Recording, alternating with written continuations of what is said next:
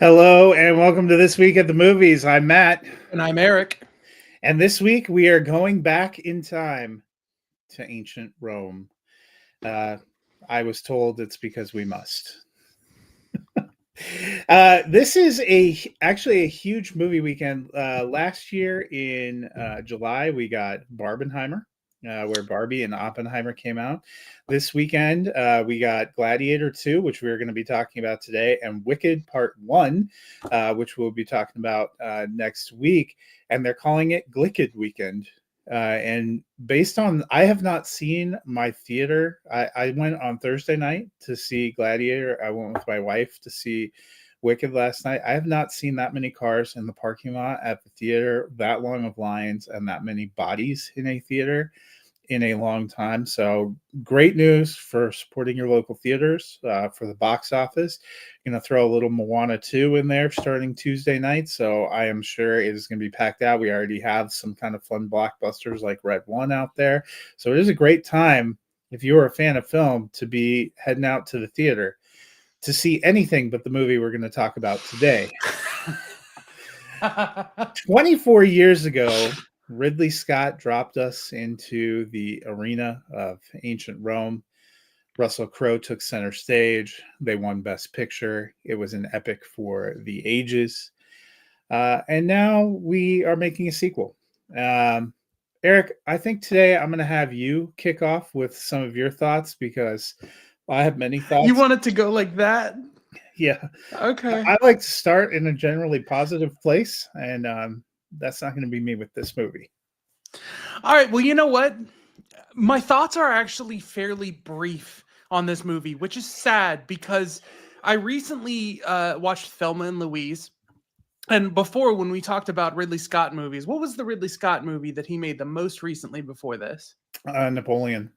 Yes, You I could call this abhorred movie Napoleon. Part 2. Well, we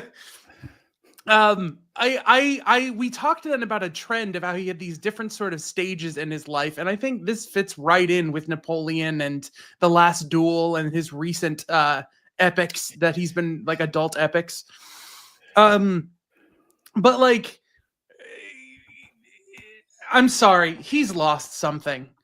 I was absolutely blown away by Thelma and Louise because I know him as the guy who made Alien and Blade Runner.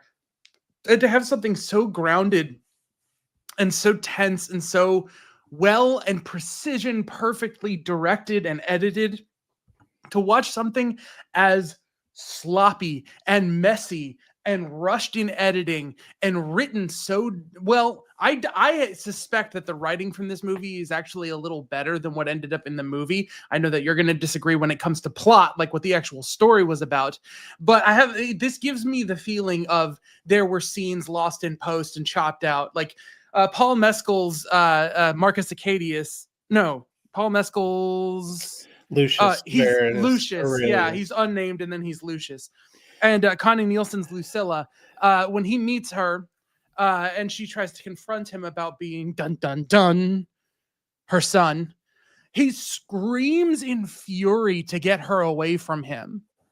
And I'll tell you that it is not it's not far enough for me in the movie that by the next time he sees her, he's like, I couldn't, now that I've seen you, I couldn't stand to lose you again. You're the only thing I have to fight for. And they're like embracing each other. It is everything in this movie happens so suddenly that even if they shoot it in slow motion or in some way, like the weight of what's happening emotionally feels undercut. I couldn't feel anything, even from some of the heaviest things. And there are some heavy hitting performances in this. I really wish this movie had dropped trying to be a sequel to the first Gladiator, because we know that Rome ended. We know that it disintegrated, and a part of that came from being an empire that fell. So we know that there were emperors and corrupt emperors. And if this movie doesn't care about history enough to do anything, by the way, fun fact, originally, I learned this all the way back in Latin class in high school. This means die. This means live. They got it wrong in the original Gladiator, and they kept it wrong in this one. So What you're saying is I should give this movie 2000. the original Romans. I had a friend who we watched this movie, who we didn't watch this movie with, who joked, when someone dies in the movie, do they give it 2 thumbs down because it's Gladiator 2? And I thought it was funny until I realized, yes, because there were 2 insufferable emperors. One of them I thought played pretty well. The other one played super cringy, who both give a thumbs down when someone is dying. And that's hilarious. 2 emperors, Gladiator 2. Anyways, if this movie had just been Pedro Pascal's Marcus Acadius meets Paul Mescal's Lucius on the battlefield, and they imprison Lucius, and Denzel Washington, aiming to be emperor, brought the 2 of them into this fight with one another to position himself upon a throne and try and come out on top and beat everything. And they had committed to some tragic like consequences, instead of just making Paul Mescal just, I'm constantly the good guy who's making all of the right decisions all the time. This movie could have been original, and it could have been just unique enough from the original movie that I would have massively appreciated it. But I have to go thumbs neutral, because the highs that are high in this, to me, I want to see them again. I want to see parts of this movie happen. But the lows in this movie make me just want to watch the original Gladiator and see if I can get everything I want from that and never watch this again. I mean, you should be able to. Yeah, so I that basically sums it up for me. Is I'm neutral, and by the way, when you give your thumb rating, you have to do this, and then you have to tip it. So, yeah, go ahead. So you kind of referenced Ridley Scott of late, and he's first of all, he's 87. So Okay. maybe that, God, I don't know if I'll be alive at 87, but I hope if I am, I'm a productive member of society like Ridley Scott. Yeah. But his last 5 features, 2017's All the Money in the World, which was kind of a fraught production, not strictly because Got to get rid of that Kevin Spacey. Him, yeah, having Kevin Spacey drop out and be scandal ridden in the middle. They also had a television version of the same story about the Gettys that happened like literally a few weeks before the movie dropped, and it was very well done FX miniseries, so that didn't work out for him. Then he had dueling releases in 2021. I actually liked The Last Duel. But then he also had House of Gucci, which was probably the more bigger and more anticipated of his cinematic releases that year. She was fine. That whole movie is underwhelming. And then Napoleon last year, and then Gladiator II. And so, the movie right before that was Alien Covenant, which we talked about when we talked about Alien as not being one of the more spectacular. You kind of have to go back a decade to 2015 when he gave us The Martian to find one that I really liked. I thought The Last Duel was good-ish, and had some interesting performances. But this movie, so I'll just say first off, I don't know if Gladiator is a movie that needed a sequel. But I somewhat tend to agree with you that if they were going to make another Gladiator, maybe they would have been better off detaching from Maximus. Especially since, the primary protagonist and primary antagonist of that film don't survive the film, but you're left with this idea that he has won this battle and is being celebrated by the people and has led to a new, better era for Rome and everything. And in order to make this movie, which first of all is The Force Awakens of the Gladiator world, where we just simply rip off the original story and almost do it point by point, and then give it a crappier set of characters and a crappier ending, um, is goes back and honestly takes a huge dump on that final scene of the original film. If you actually follow this logic through, like, Maximus and Marcus Aurelius gave their lives for this dream that now 16 years later we're in a worse place, and then it tries to retcon this familial connection. And this is where I will actually take umbrage with the marketing, because if you watch the way this film plays out, the reveal of who Paul Mescal's character is meant to be something of a stirring twist in the middle. But every piece of marketing for the last 6 months has shown the scene where she tells him not only that he's her son, but that his father is Maximus. And so you're like, okay. And we come to find out Maximus got buried in like a gladiator paupers. I'm sorry, if you're going to see the movie, you probably shouldn't be listening to us right now, because Nah, man, it's Saturday morning. You had your chance. he's like somewhat buried in like a pauper's grave under the Colosseum. What? That is not the impression you get left with at the end of the original Gladiator. And yeah. more importantly, he was at bare minimum a citizen and a hero of the Roman military, which should have meant more than like. So those things really frustrated me. Some of the costuming and makeup in here looked like they were leftover discarded props from Shia LaBeouf's sequences in Megalopolis. Oh, Um, the my God. wigs. The The wigs on makeup, the emperors. Joseph Quinn, I thought he was amazing in Quiet Place Day One. Mhm. I literally would give him a golden raspberry today for his work as Emperor Geta, who also really had no arc and no role. And his other That brother emperor, they vaguely reference he had some kind of illness, but how did that come about? And how did they get to be co-emperors, and where did they come from? I guess none of those things matter. And I understand you're hamstrung a little bit because you want to tell this beautiful story of Rome being given back to the people, but you also have an actual literal history for Rome. So they would have had to create a fake country, which is maybe, why Maximus in real life can't get a happy ending. But this one had some weird CGI spectacles.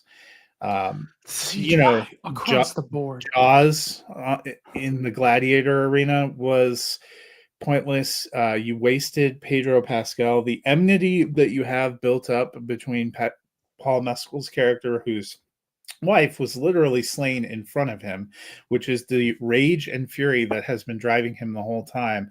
And when he meets the guy in the arena, the guy says, "I love your mother and you're a cool kid." And he's like, "Well, damn, son, we're fine. We're homies I again." couldn't And I'm separate the like, man are from the you warrior. are you kidding me? Are you kidding me? Uh, Um, this Ridley Scott has a talent for some visuals, and there are still some beautiful visuals, even beginning with that opening scene when he's sifting the grain with his hands and the callback. But there was too much retconning, and the literal last scene of this film, where they try to just they literally copped the ending from the original movie and inserted it in there, left me cold and enraged in a lot of ways. This is a colossal waste of talent. It is a colossal waste of time. This is a dreadful sequel. And you know, it's not the worst movie I've seen this year. It's not even in the bottom five in terms of production and stuff, but it's infuriating. mm. I think it tarnishes the original. So definitely a thumb down. I gotta find the camera. You might have convinced me. I'm just I had some moderate high hopes, and I've seen a lot of people just praising this as a great epic. I think those people weren't alive to experience the original in the theater. That's all I can say for you, because I vividly remember seeing Gladiator. Actually, had a fun time with a movie that I'm going to mention toward the end. Uh, that is directed by a friend I went to college with, and we were talking about when I did the interview with him this week. Remembering going, that was my birthday week in my freshman year in college, going to see Gladiator, this huge epic on the big screen, and how powerful it was and how great the story beats. It has very rich characters. Um, you know, sure, Joaquin Phoenix, you don't like his character. You are not meant to, but he's not absurd in the way that Joseph Quinn and is it what Fred Fred Hessinger. Hessinger, it's not absurd in the way that they are. And, you know, probably the part about Gladiator II that is another struggle for me. I know a lot of people are in love with Denzel Washington's performance. He's a very charismatic performer. That character and storyline did nothing for me. And I'm a big proponent of movies are very subjective, and every movie works for someone and every movie fails for someone, no matter how you personally feel about it. And when we're doing the show, we're telling you how it hit us, and that none of it worked for me. After an opening credit sequence that I thought was kind of clever, that recapped the original film, that was interesting, and then So the bit seeing you enjoyed seeing Paul was the Mescal first movie. sort grain at the beginning, and then the ships coming into the city, I was like, oh, this might be cool. And then everything after that was just like, bro, you watched a movie, you ripped off its story beats, you threw some rank twists in there, you tried to retcon your entire reason for being into a better first movie, and then you gave us some of the most ridiculous endings of all time. Congratulations, Gladiator II. I'm sure your Why can't Academy it? Trophy waits. Oh, I wish Robert Eggers had directed this movie. You and I do not share that wish. I'm sort of nervous, honestly, for Nosferatu. He hasn't made a movie I've enjoyed. That is absolutely fair. But I don't want him to make the movie because I think I would enjoy it. I want him to make He the wouldn't have movie. made this movie. He would have looked at the script and been like, bro, no. Yes, and he would have edited the script and tried to make it as historically accurate as possible. The characters would have been speaking Latin, and there wouldn't have been CGI sharks. And like, I Joseph want. Quinton would have been spared the indignity. I'm honestly, this movie, not only did I not like it, it made me 1,000% more nervous for Fantastic Four. See, I actually quite liked Joseph Quinn, and I just an opinion. Well, I this is think the you last might. episode of the show, guys. So no, I'm just kidding. I think you might be lumping the two emperors together a little bit because, to my memory, all Joseph Quinn does in the movie is react to people, because I thought one of the biggest failings is supposed to show him as this big tyrant, but outside of them claiming that they want war when everyone else just wants like freedom is the only thing that they do that explains how they are tyrants. Joseph Quinn is the one of the two of them that is constantly trying to like pare his brother down, and he is the one that has like direct reactions to Paul Mescal when he stands up and is defiant, like when he speaks the line of poetry at him, and Joseph Quinn's reaction of just absorbing what it is he's saying. Like, I thought, given that he was given absolutely nothing to do, I thought that he was doing a decent job of trying to invoke I am an emperor tyrant without trying to just copy uh uh Joaquin Phoenix. Joaquin Phoenix. Yeah. I mean, he So was given nothing to do, and he managed to make it less than nothing on the screen. So, that's okay. That's look, good. if you're in the mood for a Sword and Sandals epic, the original Gladiator is streaming on Paramount Plus. It is a classic. I rewatched it last week. I actually watched the director's cut because every Ridley Scott movie has 75 versions by the time it's 5 years old. I watched the extended director's cut is almost 3 hours, which makes it a half hour longer than the steaming pile I just saw in the theater. And it is riveting.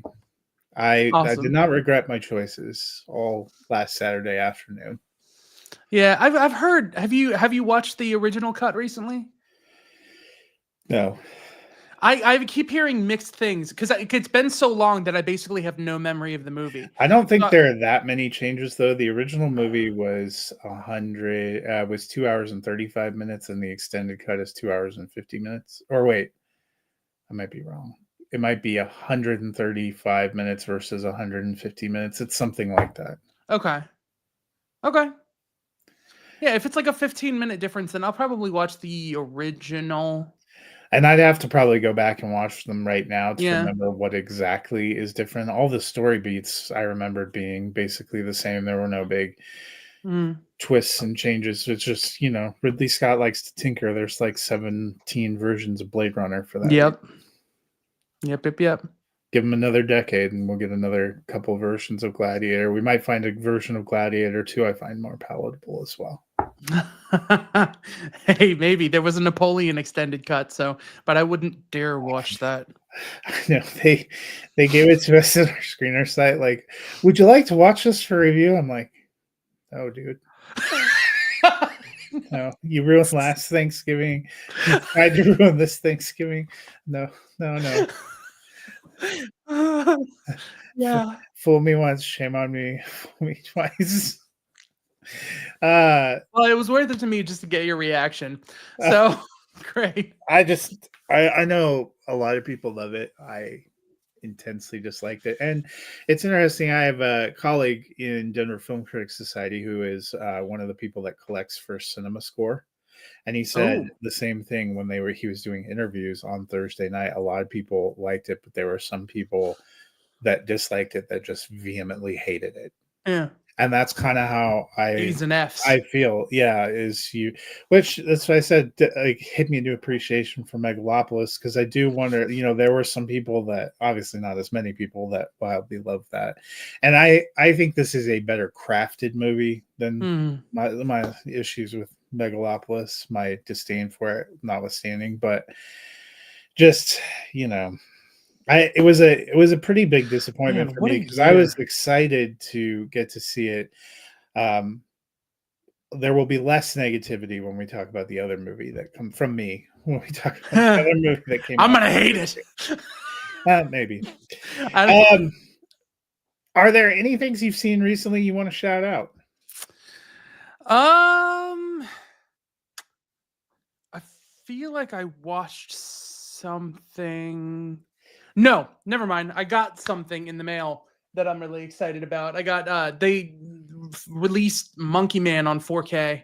Ah, So I get to dive back into that story. And then I don't know are they why. remaking that then? Because there's some Monkey Yeah, Man. supposedly Okay. there's an American remake of Monkey Man, which okay, It's you're not cutting supposedly. you're It's Oz. Is it the Stephen King story? no. Okay. Monkey Man is the Dev Patel action movie Oh. from earlier in the Oh, year. maybe it's The Monkey. Yes. Yeah, The Monkey is a Stephen King short story.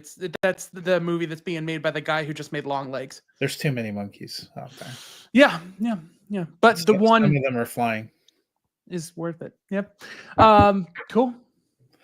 Well, I'll shout out a couple of things before we get out of here, give you some other viewing options. First is a film called Joy, which dropped on Netflix yesterday. It is a biopic that tells the story of the team of British scientists that spent over a decade perfecting the technology that made IVF possible.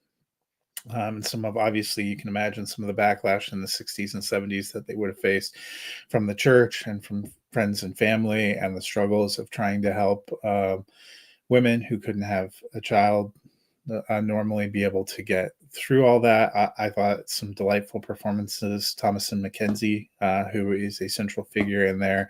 It's based on real people. The real story is fascinating as well. But I actually thought the movie had a lot of emotional and engaging moments. Another smaller movie that dropped into theaters last week is A Real Pain. I want to see This that. one debuted at Sundance in January. Jesse Eisenberg, who is one of the stars, was the writer and director here. He stars alongside Kieran Culkin.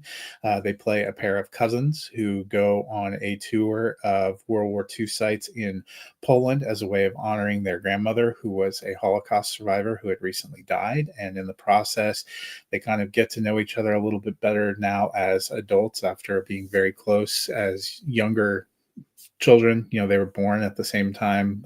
Cousins, basically as close as brothers, kind of drifted a little bit. Each of them has their own baggage and issues that they're working through. A very pensive piece, a very tight hour and 30 minutes with credits.